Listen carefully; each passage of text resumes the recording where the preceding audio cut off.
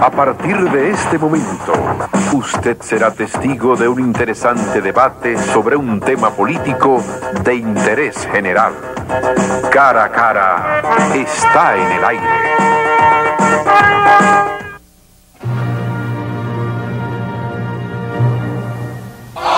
Arriba los pobres del mundo, en pie los esclavos sin mar.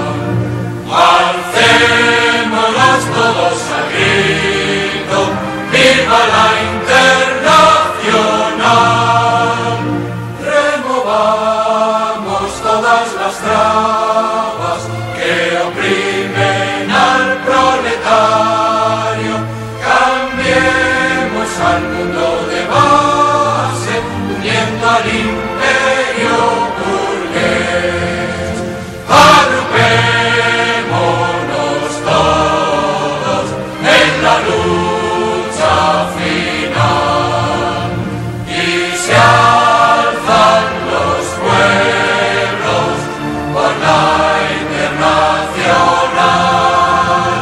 Agrupémonos todos en la lucha final, y se alzan los pueblos con valor por la Internacional. Bienvenido a este su programa Cara a Cara, espacio donde siempre presentamos temas y personalidades de interés general.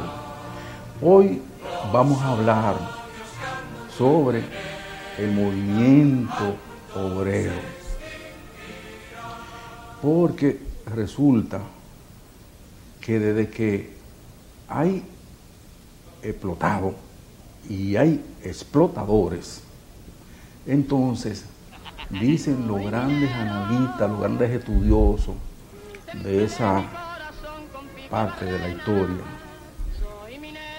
que entonces se da el caso de que hay división, hay separación, entonces existen las clases sociales. Carlos Marx, Engels, entre otros, escribieron mucho sobre esa temática.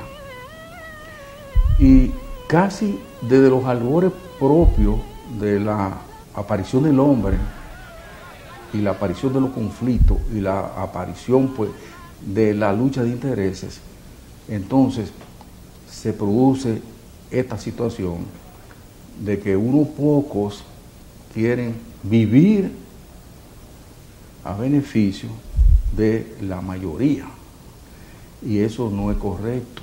Entonces, situaciones como esa han producido a través de toda la historia muchos problemas, muchos conflictos y muchas guerras.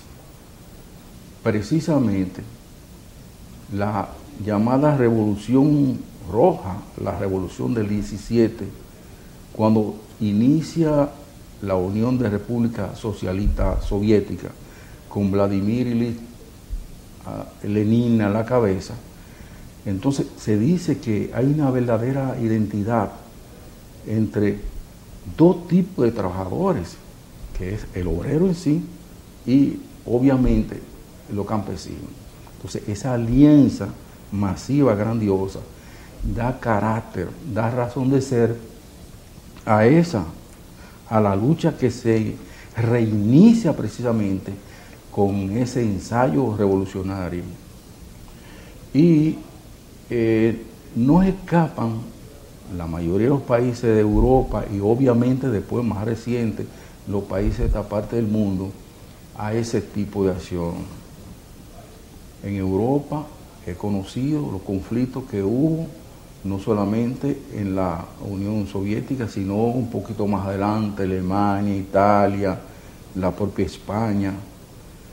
Y aquí, por ejemplo, en los Estados Unidos, hubo una matanza de obreros que ocurrió un 1 de mayo, pero que ellos, los norteamericanos, no lo celebran ese día, sino que lo celebran en otra fecha.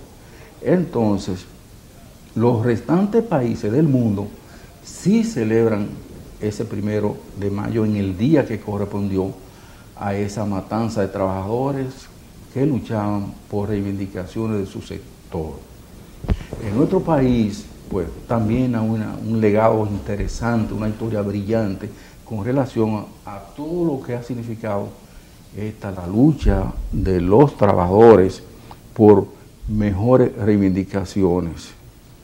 Y con el paso del tiempo, pues igual que en otros sitios, en otros lugares, se produjeron muchas víctimas, mucha gente fue asesinada, muchos dirigentes nuestros fueron asesinados, muchos son los nombres, otros fueron extrañados del territorio nacional, muchos desaparecidos, y todavía hoy en día hay muchos que siguen fiel a todos esos principios de que hemos estado hablando, porque destino de esa clase social que son los trabajadores y que constituyen la gran mayoría de los ciudadanos del globo terráqueo, que aún a tanto tiempo de la aparición del hombre sobre la tierra y del inicio de la grande jornada de reivindicaciones, todavía el ser humano,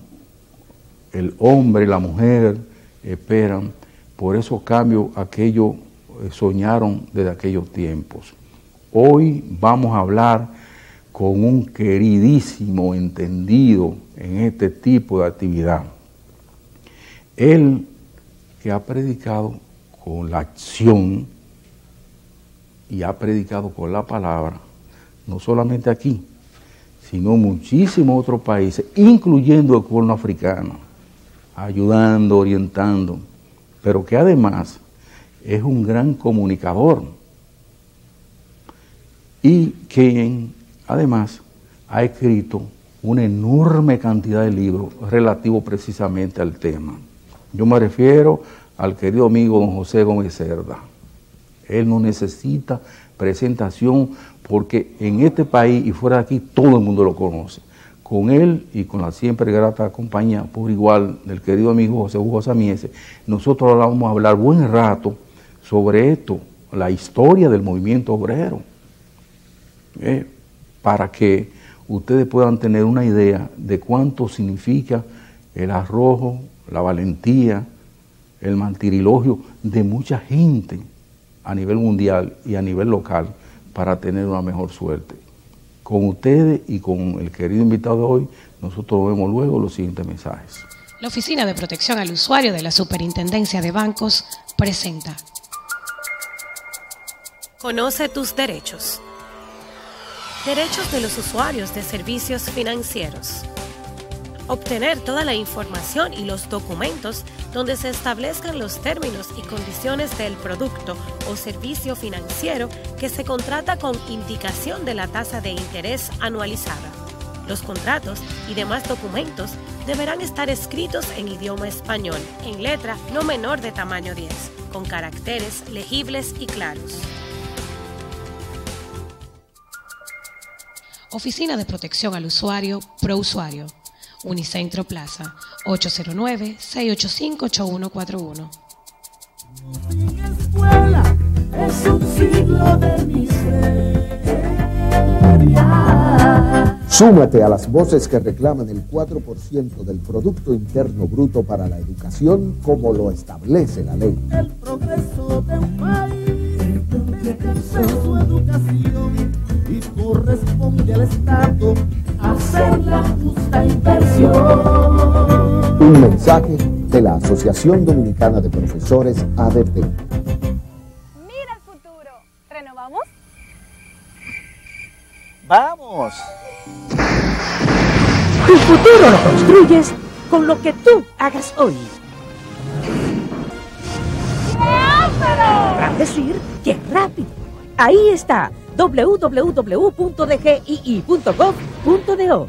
La vía de renovación del futuro, más rápida, fácil y con garantía de entrega. Mira, renovaste en tiempo récord. ¡Bárbaro! Eso fue rápido. Dirección General de Impuestos Internos. Renovar a tiempo es mirar al futuro.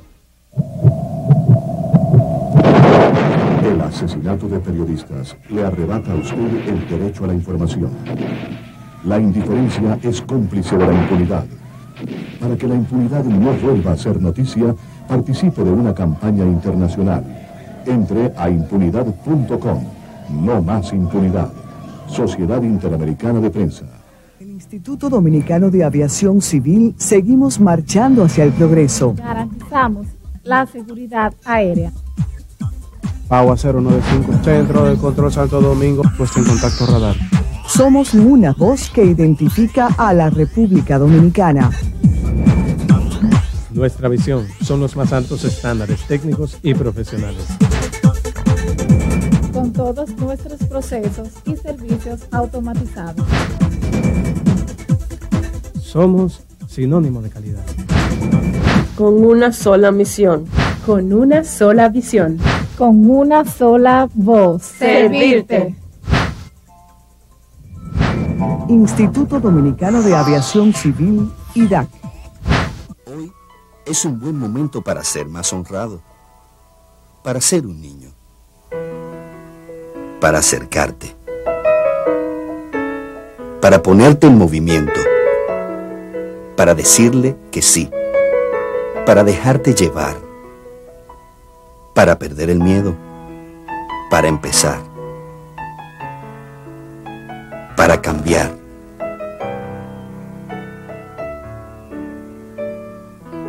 Tu mundo empieza hoy.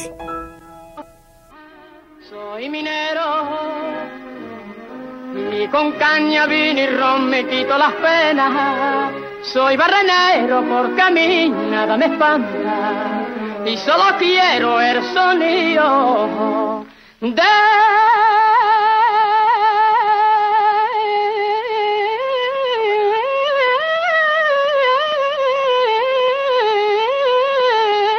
una taranta. Compañero, dale al marro para cantar mientras garbillo que al compás.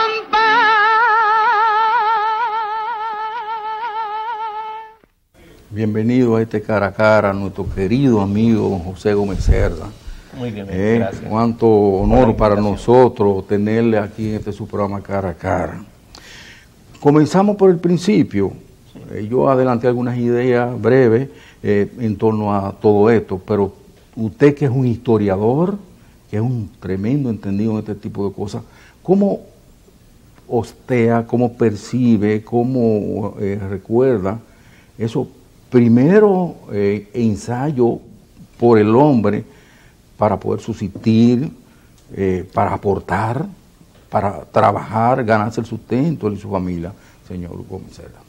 Bueno, la historia del movimiento de trabajadores está dividida en dos partes.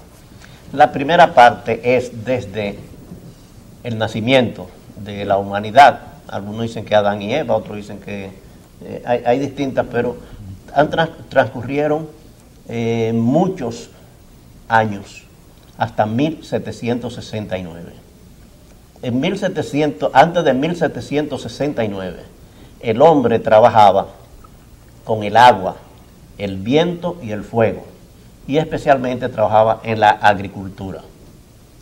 En 1769, Jim Wax inventó lo que se llama la máquina de vapor.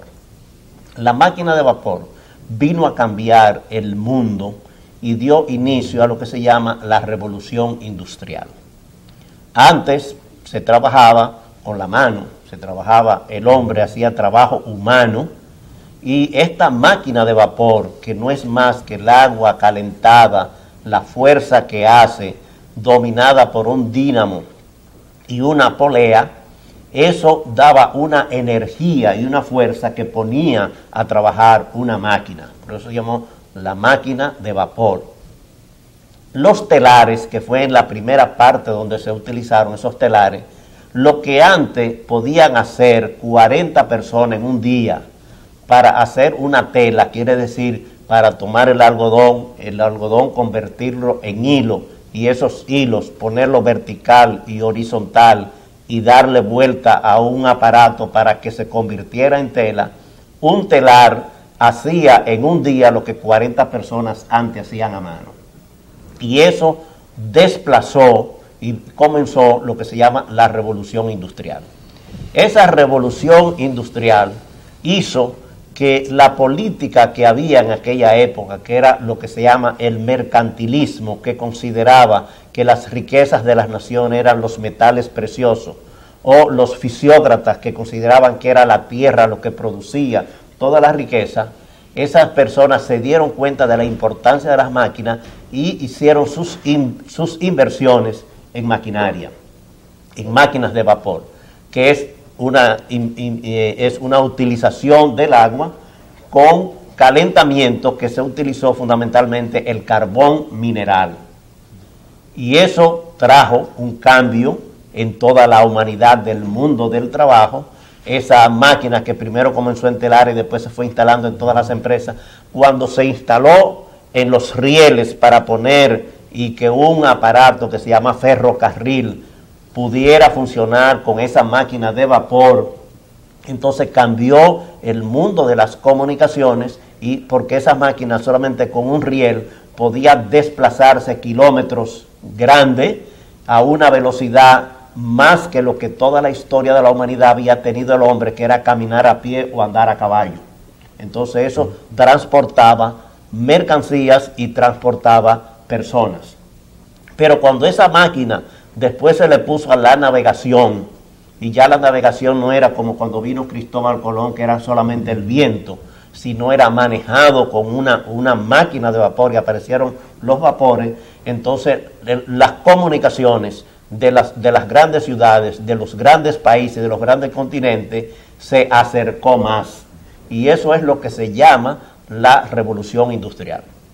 La revolución industrial trajo dos conceptos nuevos que no existían anteriormente: un concepto económico, que es el capitalismo, y un concepto político, que es el liberalismo.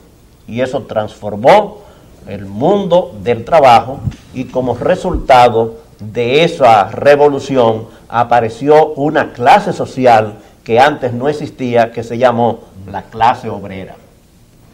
Y ahí comenzó la lucha de los obreros y los patronos, porque fue una lucha de muchos años en la cual aquellas personas que antes trabajaban en otra cosa se iban a trabajar a depender de un sueldo o a depender de un patrón.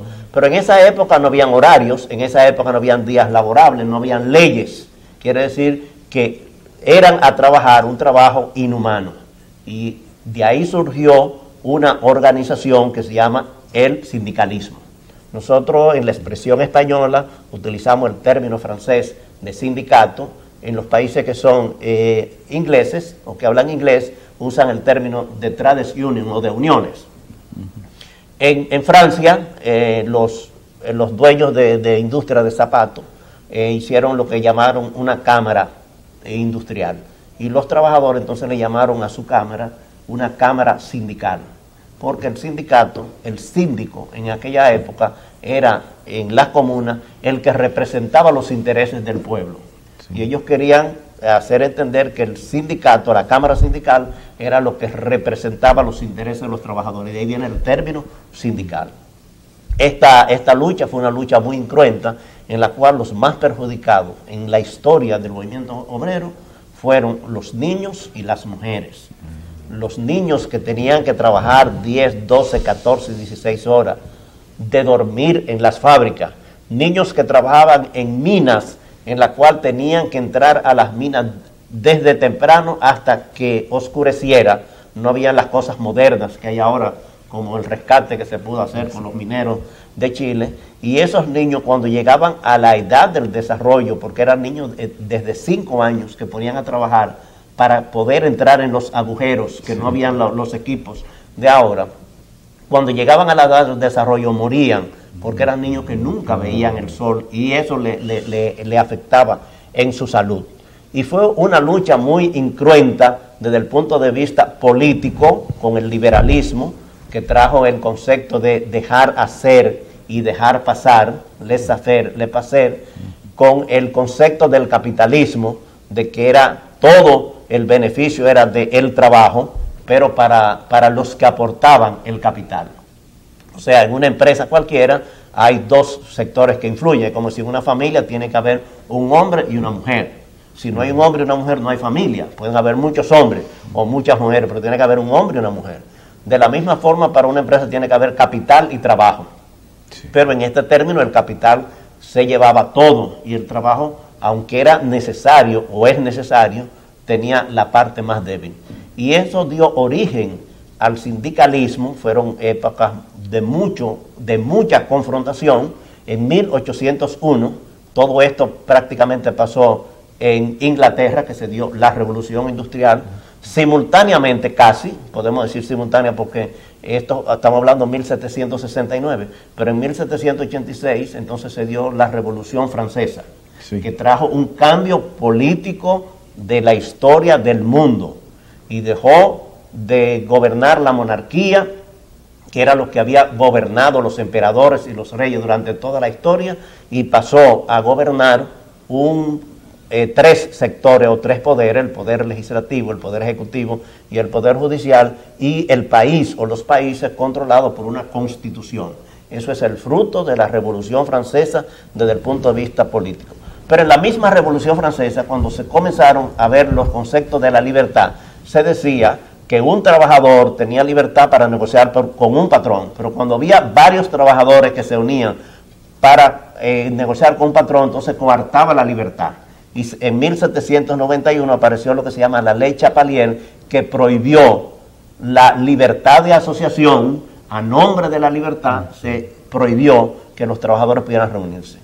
La primera ley laboral del mundo fue en 1801, y esa ley se refería, fue en Inglaterra, que decía que las fábricas tenían que estar pintadas de cal, que las fábricas tenían que tener orificios para que pudiera entrar el aire, que no podían dormir más de 2 niños en una cama, porque dormían ahí, y por primera vez se estableció un horario, y ese horario es que los niños no podían trabajar más de 12 horas al día, y en esos 12 horas, incluyendo sábado y domingo, naturalmente, sí, lo que tenían era tiempo para los domingos ir a un oficio religioso, pero después tenían que estar, digamos, como esclavos trabajando. Quiere decir, la historia del movimiento sindical es una historia triste, con el trabajo de los niños, con el trabajo de las mujeres, con el trabajo inhumano que hubo todos los trabajadores en el mundo, y así se fue constituyendo una clase social organizada en un movimiento sindical.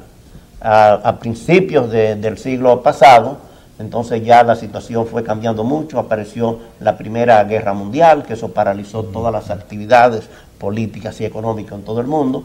Después se creó la Liga de las Naciones, después que terminó la Primera Guerra Mundial, y se constituyó la Organización Internacional del Trabajo, que fue la primera organización internacional tomando en consideración de que la explotación de los trabajadores es motivo de conflicto en todas partes del mundo y tenía que evitarse eso, y por eso se constituyó, o sea, el Tratado de Versalles de 1919, la creación de la OIT es de 1919, fue la primera organización y es el único organismo mundial que es tripartito, en la cual participan en todas las actividades representación de los gobiernos, de los empleadores y de los trabajadores.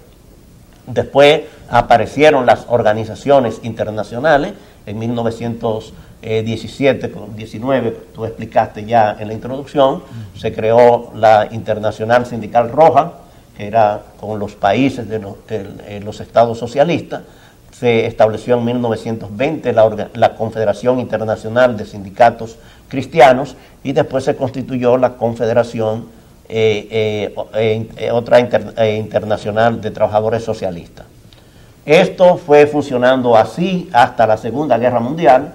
Después de terminada la Segunda Guerra Mundial, los países que habían sido aliados en la Segunda Guerra Mundial frente al fascismo y frente al nazismo, esos países políticamente constituyeron una alianza en la cual estaban capitalistas y comunistas, y se crearon sindicalmente una confederación, la Federación Sindical Mundial se llamó, que fue la organización más grande en la cual estaban todos los partidos, todos los países aliado, tanto de la Unión Soviética como de los países capitalistas.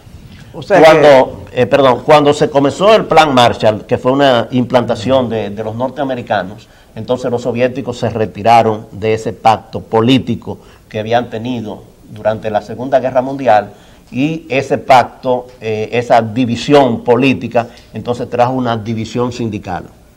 Y la Federación Sindical Mundial, que había sido constituida con todos los países aliados, entonces se dividió, y los norteamericanos, los países capitalistas, crearon una central que se llamó Confederación Internacional de Organizaciones Sindicales Libres, y la Federación Sindical Mundial, y se mantuvo la Confederación de Sindicatos Cristianos como una organización minoritaria, pero las dos grandes fuerzas eran los sindicatos capitalistas, digamos, que estaban en los Estados Unidos, Inglaterra y otros países más, y los sindicatos comunistas, que tenían una gran fuerza a nivel internacional, porque tenían muchos países muy fuertes. Perdón. O sea que en principio el proceso que se da es que los trabajadores se unen y ven la necesidad de crear un sindicato, una organización que los represente, pero en lucha más bien de carácter reivindicativo. O sea, defender los intereses contra los patronos, lo que era todos los atropellos, la explotación que recibían. ¿Cuándo entonces adquiere ya ese movimiento sindical un concepto, un contenido ideológico? Después de la Revolución de Octubre. Bueno, a partir de terminar la Segunda Guerra Mundial, tú sabes que fue coincidente, termina la Guerra Mundial y se produce la Revolución Rusa. Porque existía ya el sindicalismo, diríamos, amarillo. O sea, antes, en 1966-64, se había constituido la primera Internacional Socialista. La primera Internacional Socialista tenía el nombre de Trabajadores, aunque eran políticos. En esa primera internacional hubo una confrontación muy seria entre Carlos Marx y Bakunin. Carlos Marx, que era un teórico, y Bakunin, que era un anarquista.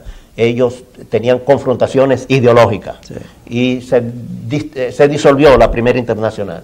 En ocasión de celebrarse en Francia el primer centenario de la Revolución Francesa, en 1886, entonces se creó la Segunda Internacional. La Segunda Internacional, que se llamaba Asociación Internacional de Trabajadores, entonces vino una nueva confrontación entre Lenin, que defendía los principios, la doctrina de Carlos Marx, y Bernstein, que era un alemán, y entre Bernstein era reformista, era marxista, pero consideraba que debía reformarse o revisarse, de ahí vienen los revisionistas, o sea, una revisión.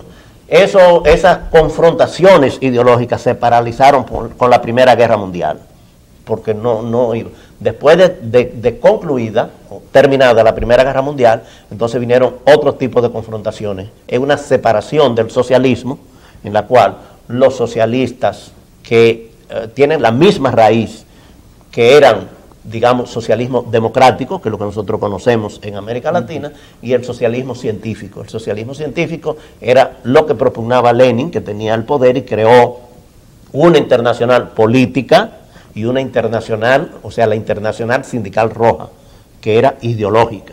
A partir de ahí vino esa confrontación ideológica fundamentalmente de socialistas, científicos, que eran los comunistas, y los socialistas democráticos, que es lo que se llama la Internacional Socialista.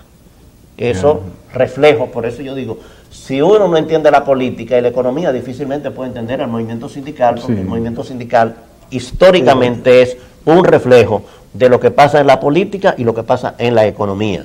Entonces, que ahí precisamente, perdón José, ahí es donde vienen entonces los choques de intereses entre los empresarios y los trabajadores, y lógicamente las empresas capitalistas, que muchas veces tienden a censurar, a corregir, a explotar, a sacarle beneficio a los trabajadores. El capital está por encima de todo, las clases no se suicidan. Y cuando vienen los grandes choques, por ejemplo, básicamente en Francia, Inglaterra y más acá en Estados Unidos, que produjo muchos problemas con esos grandes sindicatos. Tú hablaste en la introducción de lo que pasó en los Estados Unidos. como los horarios eran de 14, 16, 18 horas, hubo un movimiento que se llamaba las 3-8, quiere decir que las 24 horas del día debían ser distribuidas en 8 horas para dormir o descansar, otras 8 horas para estar con su familia y otras 8 horas para trabajar.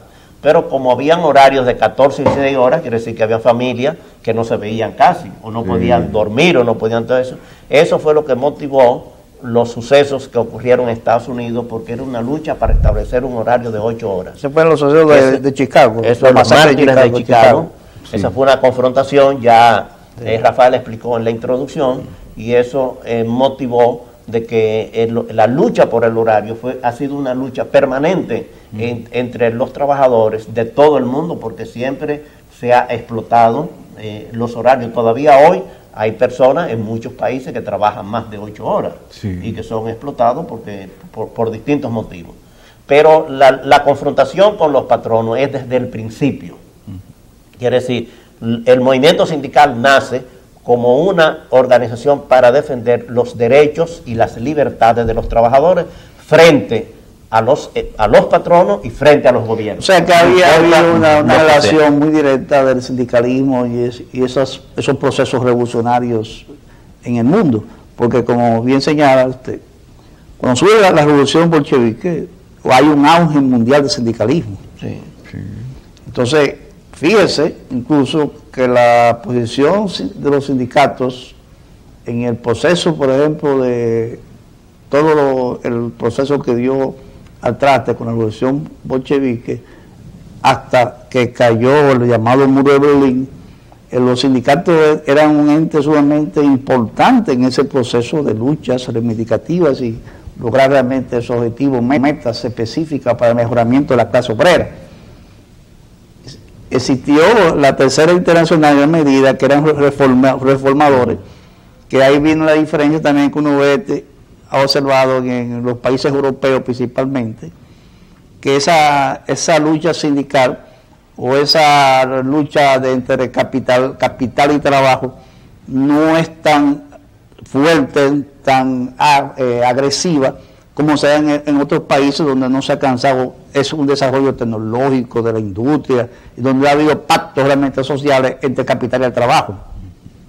Sin embargo, tú estamos viendo incluso que después que se cae el muro de Berlín, también el movimiento sindical mundial hay un descenso. Un descenso, incluso han surgido hasta corrientes dentro del sindicalismo mundial de sentarse con los patronos, con los capitalistas y plantearse ya una solución de los conflictos, las diferencias y de las reivindicaciones ya en función de un diálogo, de una concertación. Bueno, que es lo que se está viviendo prácticamente en muchos países, incluyendo República Dominicana. La caída del muro de Berlín, digamos que el símbolo, ha entrado a gobernar el neoliberalismo. O sea, el liberalismo que comenzó con la revolución industrial de dejar hacer y dejar pasar, ha cambiado. O sea, por ejemplo, en el caso que vivimos ahora, hay países que te dejan pasar la mercancía, pero no te dejan pasar la persona.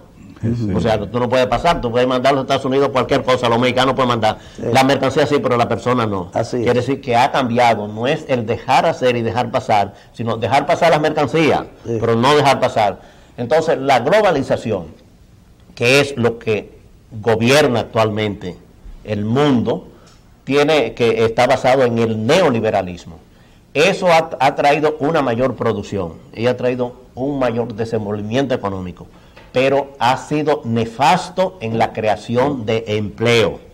Y lo que hemos tenido en los países desarrollados y en los países pobres mucho más, es que la globalización lo que trae es desempleo, lo que trae es trabajo del sector informal y trabajo precario. Entonces, hoy día hay una crisis del sindicalismo porque el sindicalismo está hecho en base a empleo.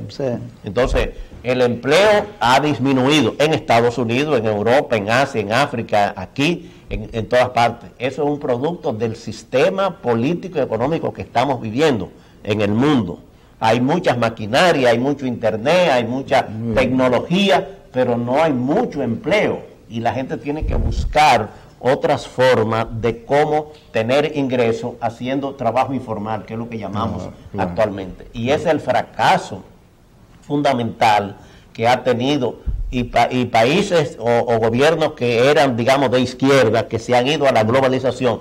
Por ejemplo, en el caso de España, que nadie puede decir que un gobierno de derecha, sino un gobierno de izquierda, no ha podido solucionar el problema del empleo.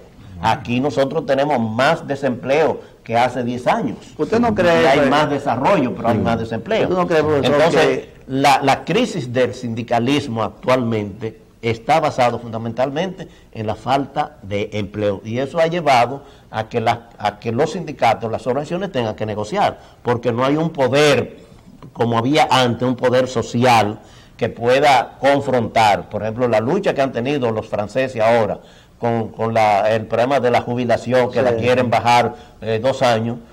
Bueno, se ha demostrado la fuerza de los trabajadores, pero se impone la política, y la política ha hecho claudicar prácticamente, aunque se han hecho todas las manifestaciones, todas las huelgas posibles, pero estamos en una crisis en la cual el movimiento sindical no tiene capacidad para solucionar los problemas, y fundamentalmente porque el problema de empleo nunca ha estado en manos de los trabajadores, sino de los empleadores. Pero una crisis también, profesor, que se ve desde el punto de vista de que conquistas que se habían establecido a través de mucha sangre, muchas luchas por el proletariado mundial, ahora se pretende reducir esa conquista, que es el caso que pasó con España, con la seguridad social, lo que pasa en Francia en gran medida, que se pretende también reducir las conquistas sociales de la seguridad social. Entonces hemos visto también en esos países una reacción de los trabajadores que no quieren que les reduzcan lo que han sido sus conquistas. ¿Usted no cree que esta situación que se está dando puede producirse una nueva fortaleza del sindicalismo mundial? Porque obviamente el sindicalismo está replanteándose la situación, porque sabe, como decía en la misma política, o sea, nosotros estamos viviendo ahora mismo un momento de crisis general. Política, o sea, ideológicamente los partidos ideológicos están en decadencia. La gente lo que ve es la cosa práctica y lo pragmático, no lo ideológico. Si, por ejemplo, aquí mismo en la República Dominicana, ¿cuándo ha habido un debate ideológico, político? Desde hace, cuando tú estabas en la universidad, y esa época que se debatía, se discutía en los sindicatos, en la política, en las universidades, ya eso no hay debate ideológico, lo que hay son debates económicos y prebendas y cuestiones de eso. Entonces el movimiento sindical es un reflejo de eso. Si no hay un modelo político, no puede haber un modelo sindical. Y todas las cosas malas que tiene el sindicalismo en la actualidad es el reflejo de la política y de la economía. Y eso se va reflejando y se nota más en los trabajadores, porque son los que pierden. Quiere decir, un empresario tiene un negocio, no le va bien y retira su dinero o cierra su empresa, pero puede seguir viviendo. Pero un trabajador que pierde su empresa, que pierde su empleo, no puede seguir viviendo. ¿Qué es lo que busca? Irse al sector informal, que no tiene seguridad social, no tiene regalía pascual, no tiene vacaciones, no tiene nada, ninguna protección, pero está en eso.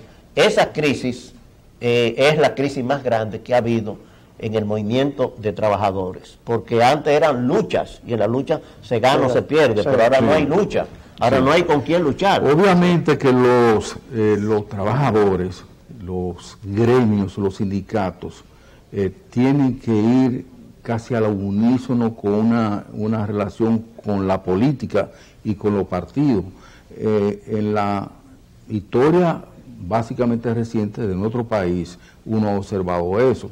Obviamente en otras naciones hay algo parecido, pero por ejemplo, el hecho de que en la revolución de octubre del 17, toda la revolución rusa, esté fundamentada, entre otras cosas, precisamente en la lucha de los trabajadores y los campesinos, obreros y campesinos, y en cierto modo con los grandes sindicatos, en este caso de Estados Unidos. ¿Qué ocurre? Los obreros son los verdaderos productores de riqueza, no son los ricos. Todas las riquezas que hay en el mundo es fruto del trabajo. Del trabajo. Es fruto del trabajo. Quiere decir, lo hicieron forzado, lo hicieron alegre, lo hicieron pagado. Todo lo que nosotros podemos ver de grandeza de la humanidad es fruto del trabajo humano. Entonces, ese gran sueño, esa ilusión de los trabajadores de algún día ver un gran cambio. Cuando uno mira, por ejemplo, para Haití, Haití, nuestro hermano, nuestro vecino Haití, es una situación como esa, porque no hay que mirar hacia el cuerno africano. Y ahí, igual que esta es una nación básicamente de trabajadores. Entonces, cuando uno relaciona política, sindicatos, obreros, militancia política, hay como un mejunje de cosas ahí. ¿Qué ocurre? Que precisamente en la Revolución del 17, que de hecho fue una especie de dictadura, lo que se implantó ahí, pero que protegió a los trabajadores. Entonces, hay otra dictadura que vapulean de una forma muy distinta a los obreros, a los trabajadores.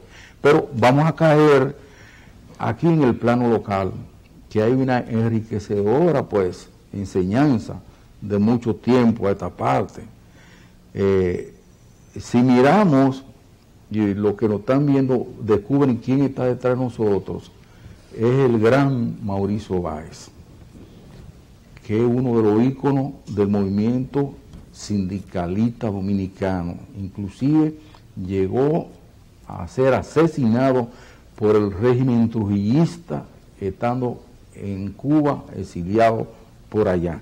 Pero el movimiento sindical es un poquito más atrás. ¿Qué recuerda, qué nos puede decir con relación a esa historia local del movimiento sindical? Bueno, aquí a principios del siglo pasado prácticamente no había industria, no había empresas, no había movimiento sindical como nosotros conocemos ahora, había un movimiento obrero. Lo que existían eran mutualidades. Una de las primeras asociaciones que se hizo fue los de panaderos en tiempos de Lili. Sí. Hicieron una huelga y Lili lo llamó, entonces le dijo que ellos quedaban nombrados guardias. Y como era el comandante del ejército, lo mandaba a trabajar y tenían que obedecerlo. Y así rompió una huelga. Sí. Y se crearon organizaciones. El padre del movimiento obrero dominicano es José Eugenio Cúnjar. José Eugenio Cúnjar trabajó en San Pedro de Macorís, en Puerto Plata, en Santo Domingo. Pero tuvo la facilidad de participar en 4 eventos internacionales que fueron muy importantes para la historia de los trabajadores. Ustedes saben todos que nuestro país fue ocupado por los norteamericanos en 1918 y en 1918 en México se creó la Confederación Obrera Panamericana, COPA, creada por Samuel Gompers, un líder norteamericano, que es el primer intento de los norteamericanos de controlar el sindicalismo en América Latina. El segundo congreso se celebró en Nueva York y en ese congreso participó José Eugenio Cúnjar como delegado dominicano, acompañado de Rafael Estrella Ureña, un político que después llegó a ser presidente de la República. Y José Eugenio Cúnjar ahí planteó en ese congreso que esta organización panamericana debía tener un pronunciamiento contra la ocupación de los norteamericanos en la República Dominicana. Que fue en el 16. En 1916. La primera invasión. 16. Sí. Pero esto fue posterior, o sea, ya estaban los norteamericanos. Ya se había producido la intervención. Ya se había producido la intervención. 18. Se está refiriendo al 18 que hubo ese evento. No, en el 18 se constituyó la Copa en México, pero ahí no participó ningún dominicano. En el 19 se hizo en Nueva York y ahí participó José Eugenio Cúnjar y Estrella Ureña, que estaba en los Estados Unidos. Sí. Entonces ahí plantearon un documento que fue aprobado pidiendo la desocupación de los norteamericanos del territorio nacional. Y esa organización le envió una carta al presidente de los Estados Unidos en protesta por la ocupación norteamericana, y Cúnjar también denunció ahí el trato que tenían braceros. Habían 800 braceros de países, islas cerca de aquí que trabajaban en los ingenios. No habían haitianos en aquella época, sino eran de las islas que después llamaron aquí cocolos. De las islas y él denunció la situación que había.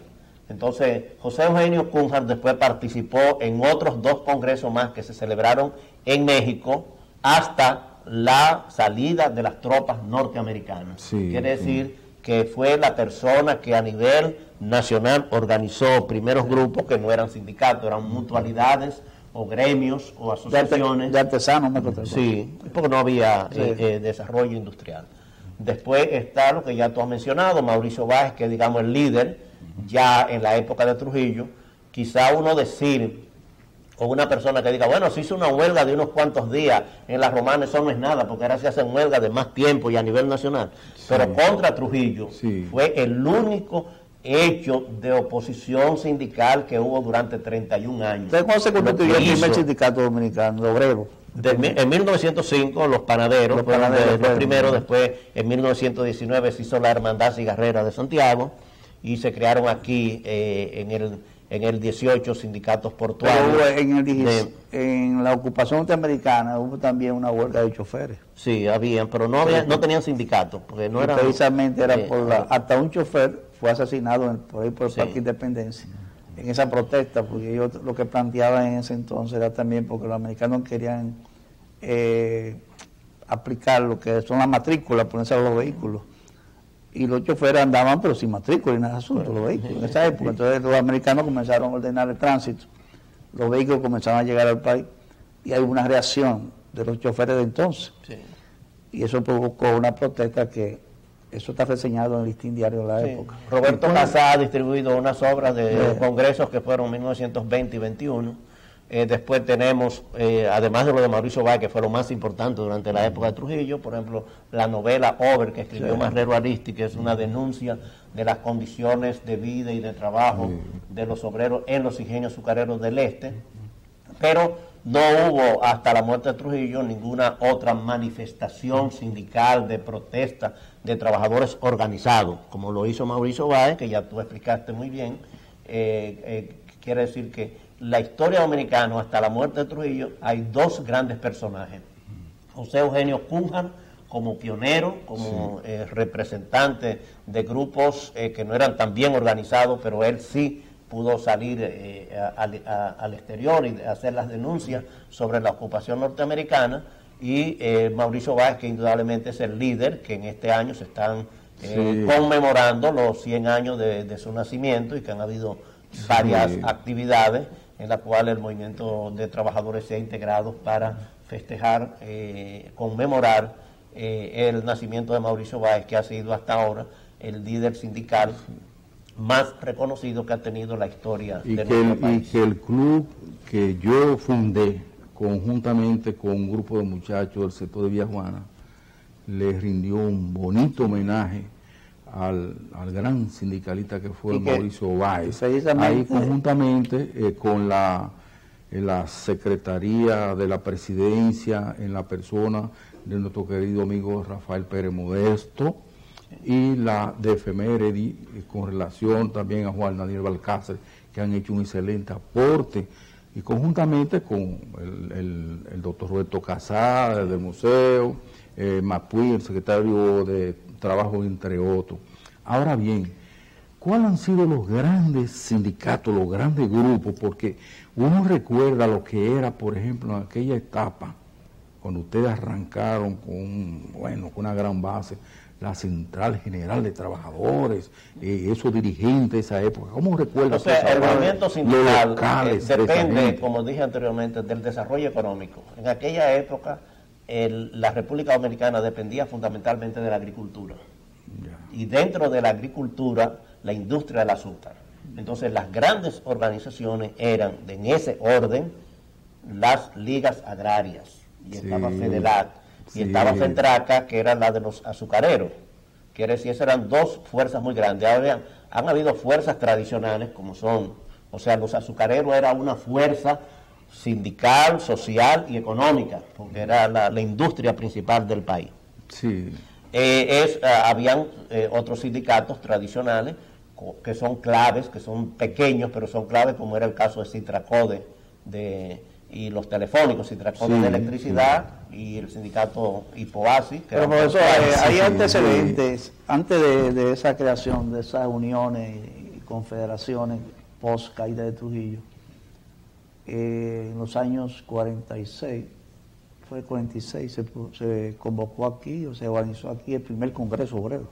Sí, bueno, pues eso fue, obviamente, o sea, Trujillo hizo una apertura democrática, digamos, en la cual permitió que jóvenes se constituyeran políticos, sacaran la cabeza, los sindicatos sacaron la cabeza, la República Dominicana participó en un congreso de la CETAL, que era la principal organización de América Latina, dirigida por Lombardo Toledano, que tenía muchas relaciones porque una hermana de él estaba casada con Pedro Enrique Sureña y tenía muchas vinculaciones con el país.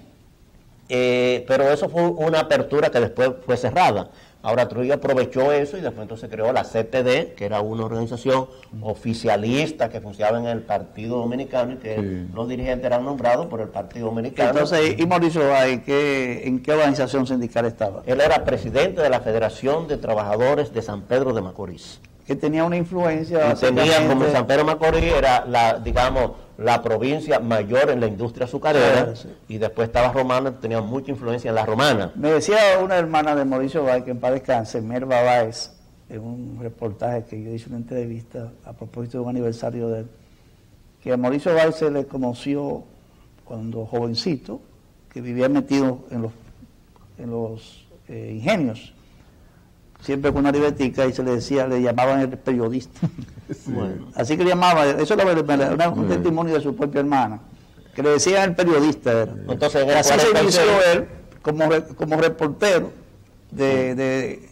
dedicado a la situación de los trabajadores del azúcar. Él era el presidente de la Federación de San Pedro de Macorís. Entonces, bueno, por la cercanía y por la industria azucarera, entonces tenía mucha influencia en la Romana. En la Romana mataron a 2 dirigentes de Dickinson, pero hay una que se llamaban, le decían Blanquito y Negrito. A los 2 los mataron después que eran también dirigentes de la Romana. Profesor, pero también hay una influencia bastante interesante en lo que es el desarrollo del movimiento obrero de esos años, de la década del 40 básicamente, con el nacimiento del Partido Democrático Revolucionario Dominicano, que fue más bien el primer partido marxista, y después ese partido se transforma en Partido Socialista Popular.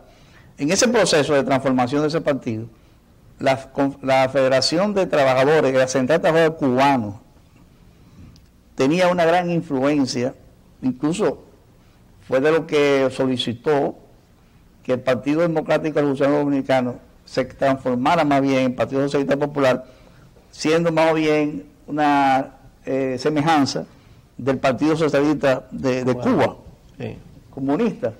Entonces, en ese marco vinieron aquí, a ese Congreso Obrero, de Mauricio Báez fue de los participantes, de los organizadores, dirigentes sindicales cubanos, y llegaron a pactar con Trujillo, en ese proceso, sindicalistas dominicanos y políticos dominicanos a la época, para que Trujillo permitiera el Congreso y a la vez permitiera la fundación del Partido Socialista Popular de manera pública. Y la juventud democrática. O sea, para ver la influencia del sindicalismo y política. O sea, después del asesinato de Mauricio Báez, pues el gobierno, accedió a muchas de las peticiones. Se creó la Caja Dominicana de Seguro Social, que después y también se creó el Código de Trabajo. Es decir, que son herencias de la lucha, que fueron planteamientos del Congreso. Fueron planteamientos que había hecho Mauricio Báez y que no se reflejaron inmediatamente, pero que después se establecieron, y así se estableció el Seguro Social, que era Caja, como se llamaba, y el Código de Trabajo, que después ya pasó a llamar Código Trujillo de Trabajo. En un momento determinado era tan aceptable la fuerza del movimiento obrero, el movimiento sindical en el país, que hasta hubo un Banco de los Trabajadores, que desgraciadamente lo que logró un político que todavía anda por ahí. Sí, hubo un barrio obrero también, el barrio obrero que fue creado por Trujillo también. Exacto, sí, fue creado por Trujillo. Trujillo fue un dictador y zarandeó mucho al movimiento obrero. Él decía que sus mejores amigos eran los hombres de trabajo. Y ahora dice que los mejores trabajos son para mis amigos. Sí. Hay que ya concluimos prácticamente el tiempo, pero hay que recordar a un mártir del sector de los trabajadores que no era un trabajador per se, no era un obrero, era un abogado y periodista, Guido Gil, que era asesor precisamente del sindicato de trabajo de la Romana, y que un día fue secuestrado y asesinado, y su cadáver, igualito que muchos otros, incluyendo el del profesor Narciso González Narcisazo, jamás han aparecido. Aunque se sabe quiénes fueron los autores. Aunque se sabe quiénes son, y aunque hay algunos de ellos la por ahí. historia del sindicalismo dominicano tiene mucha relación de sindicalismo y política. Sí. En algunos casos de política partidista y en otros casos de política general. Bueno, la gracia a nuestro querido amigo José Gómez Cerda por su brillante participación en este programa Cara a Cara especial de hoy, dedicado precisamente al movimiento obrero local e internacional. Luego de darle las gracias a él, le decimos a ustedes que nos vemos luego en otro Cara a Cara. Templé mi corazón con pico y barrena, soy minero, y con caña, vino y ron me quito las penas, soy barrenero porque a mí nada me espanta, y solo quiero el sonido de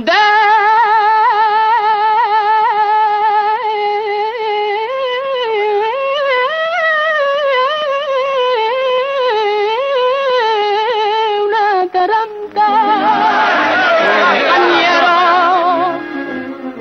dale al marro para cantar mientras garbillo que al compás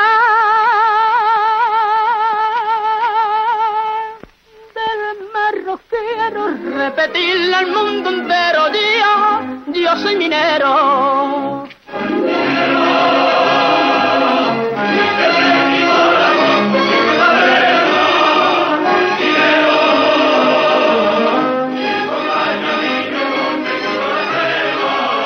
Soy barrenero porque a mí nada me espanta y solo quiero el sonido de